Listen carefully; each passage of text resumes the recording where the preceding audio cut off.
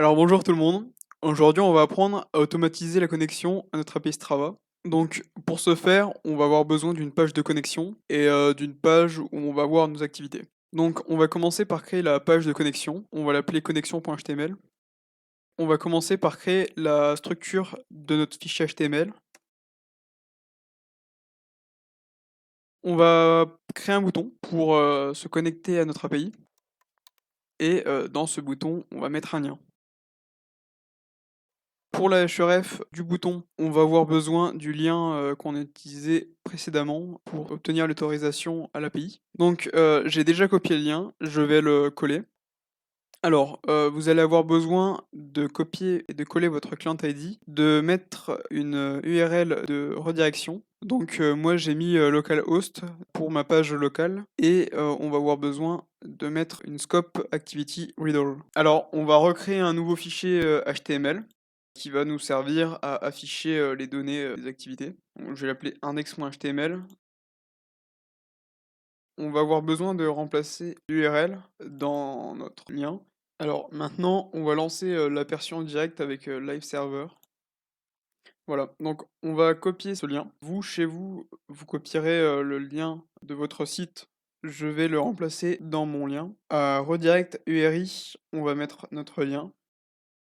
Maintenant, on va lancer l'aperçu sur connexion HTML. On va se connecter. Ça nous emmène sur la page d'authentification.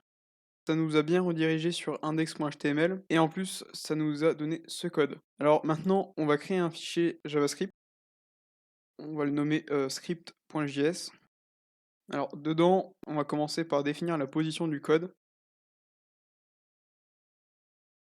Donc pour ce faire, on va mettre dans la fonction indexOf code égal pour chercher la position de code égal avec +5 pour atterrir juste après le égal. Enfin, on va trouver la fin du code. Pour ce faire, on va chercher end scope et notre script à notre fichier index.html et en source, on met notre script. Maintenant, on va tester dans l'aperçu en direct. Voilà, donc on a le code. Maintenant, on va créer une variable pour stocker le code. Alors maintenant, on va se mettre à créer une fonction autorisation. Alors dans cette fonction, on va effectuer une requête fetch. Donc tout d'abord, on va créer le lien pour la requête fetch. On va l'appeler lien autorisation. Alors pour le lien, je vais utiliser les accents graves à la place des guillemets. Ça permet de mettre des variables à l'intérieur du lien. Donc j'ai déjà copié le lien, je vais le coller. Alors, pour créer une variable, on utilise le dollar suivi des accolades avec la variable à l'intérieur. Maintenant, on va effectuer notre requête fetch. Donc, en premier argument, elle va prendre le lien de l'autorisation et la méthode. Donc, c'est une méthode post en majuscule. Ensuite, pour recueillir les informations, on va effectuer un point de zen. Donc, ce point de zen, il va prendre une fonction fléchée qui aura pour argument data. Alors, on va mettre nos data au format JSON. On effectue un deuxième point de zen.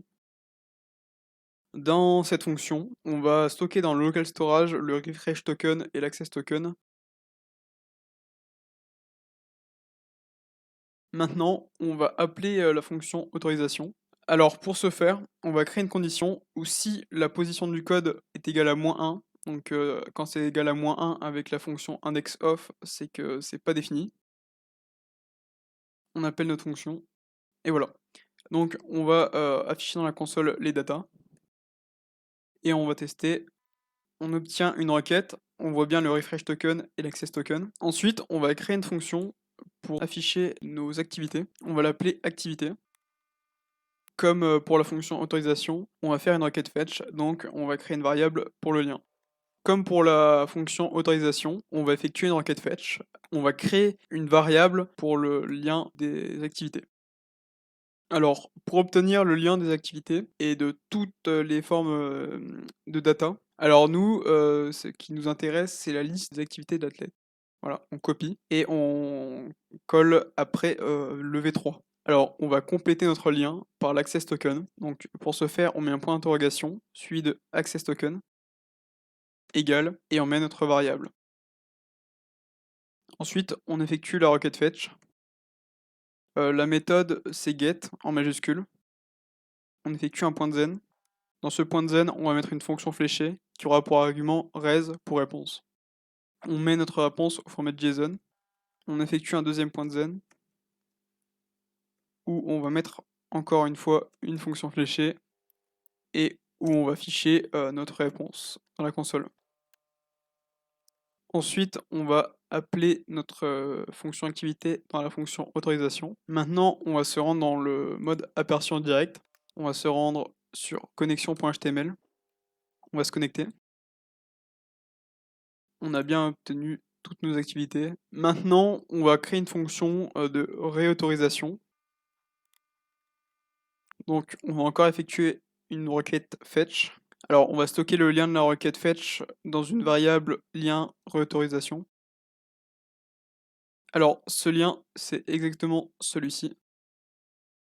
Ensuite, on effectue la requête fetch. Alors, pour la requête, on va spécifier la méthode post en majuscule. Ensuite, on va créer des headers pour la recherche.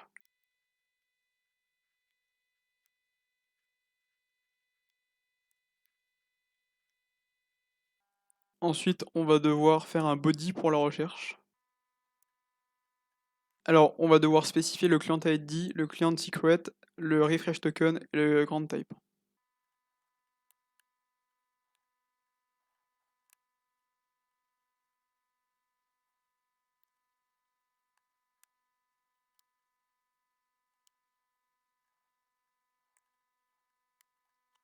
Ensuite, on va effectuer un point de zen. Dans ce point de zen, on va mettre une fonction fléchée qui prend pour argument data. On met les datas au format JSON. On effectue un deuxième point de zen où on va stocker dans le local storage l'access token. Voilà, maintenant on va appeler notre fonction réautorisation. On va créer une condition où on va tester si le local storage.refresh token a bien été initialisé par la fonction autorisation. Donc pour ce faire, on va tester sa longueur.